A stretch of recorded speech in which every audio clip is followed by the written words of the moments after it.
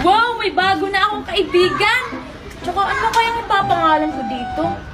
Ah, Cactus na lang. Hi, Cactus! Okay lang ba, Cactus, ang ipangalan ko sa'yo? Si Chichay ba yun? Nagsasalita Talaga ba? siya Okay mag-isa? lang? Sino kaya yung kausap niya? Kaibigan kong Cactus, maganda ba ako? Hindi! Ha? Akala ko ba kaibigan tayo? Kaibigan na tayo pero pangit mo. Wala, ang cactus pala yung kausap niya. Tapos nagsasalita. Puntahan ko nga. Joke lang. Maganda ka talaga, Chichay. Uy, Chichay. Maria, anong ginagawa mo dito?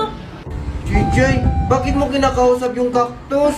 Chichay? Sino siya? Cactus, huwag kang maingay. Chichay, yung cactus ba yung nagsasalita?